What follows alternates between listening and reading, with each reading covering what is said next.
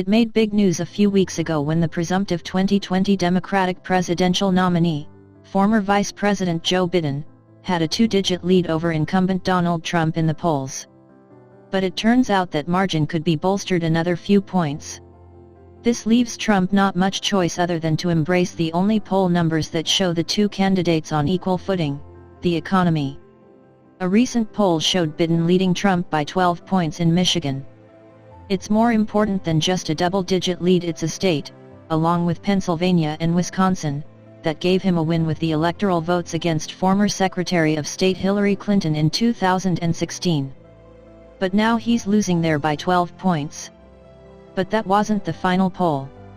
There is another one taken in the same area just one day later that shows him losing by 16 points. And when comparing polls, it's evident that Trump's voting bloc is getting smaller and smaller. He's definitely losing ground. On Tuesday, the Detroit Free Press reported that a poll conducted by the same pollster, Epic MRA, one day later than the poll showing Biden with a 12-point lead, was actually 16 points. It's within the margin of error of the first poll, so it doesn't mean the results really jumped 4 points within 24 hours. When you compare either to a January Epic MRA poll that showed Biden with a 6-point lead, however, it's definitely showing that Trump's numbers are deteriorating overall. That's what makes the most convincing argument, comparing polls by the same pollster, instead of in the same area or national polls, as they're all conducted differently, leading to more questions. The following results show comparative numbers when comparing the same polls in earlier and later time periods. Last week in Iowa, a poll for the Des Moines Register showed Trump leading 44-43 after showing him up 10 points, 51-41, in March. This was a state he won by 9 points in 2016.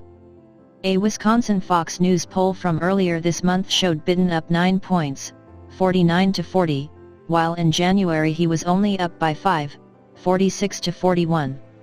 This was a state he won by 1 point in 2016. Last week a CNN poll showed Biden up 14 points, 55-41, nationally. In March the same poll showed him up 5 points, 51-46.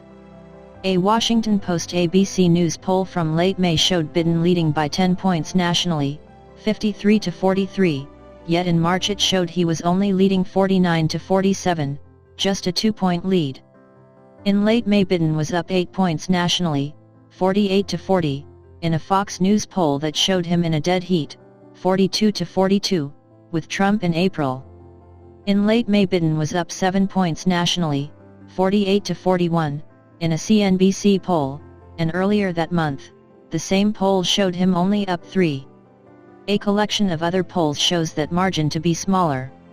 However, what's notable, is that in none of these polls is Biden losing ground. In every single one, he's gaining on Trump, even if it's a small margin. It all jives with the president's approval rating as well, which has been up to 49% at times this year but was bottomed out at 39% last week. What Trump's advisors are paying more attention to is one poll that showed the two candidates nearly equal when it comes to trusting the candidate to fix the economic crisis that was created by the coronavirus pandemic. 48% said they trust Trump to right the economic ship, while 47% said they trust Biden. Trump's campaign plans to showcase this as he jumps back on the campaign trail.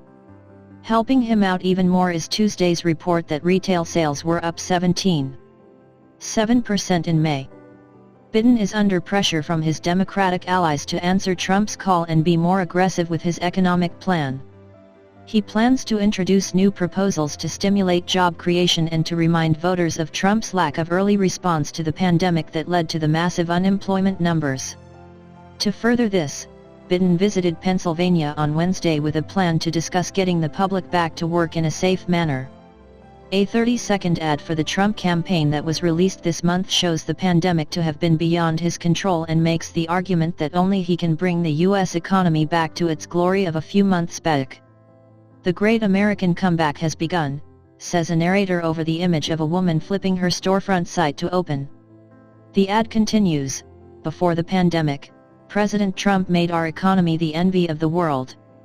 Now he's doing it again. Trump is broadcasting that his strategy is to run on improving the economy after a crisis he bungled ended up causing historic job loss.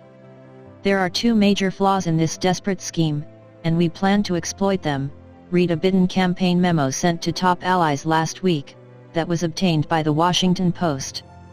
It makes the point that it was Trump who put the country into an economic crisis and that he doesn't have a plan to resolve it.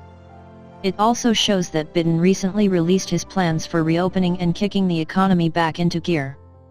This includes having the federal government provide and pay for coronavirus testing for every worker called back on the job.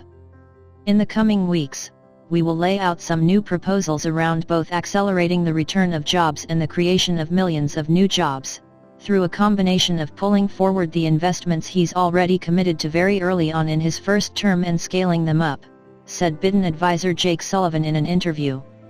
Kellyanne Conway, counselor to the president, counters that for 60 years, with the exception of 1972, when President Nixon had decisive advantages over his opponent, America has routinely elected the presidential candidate who they thought was more optimistic and forward-looking.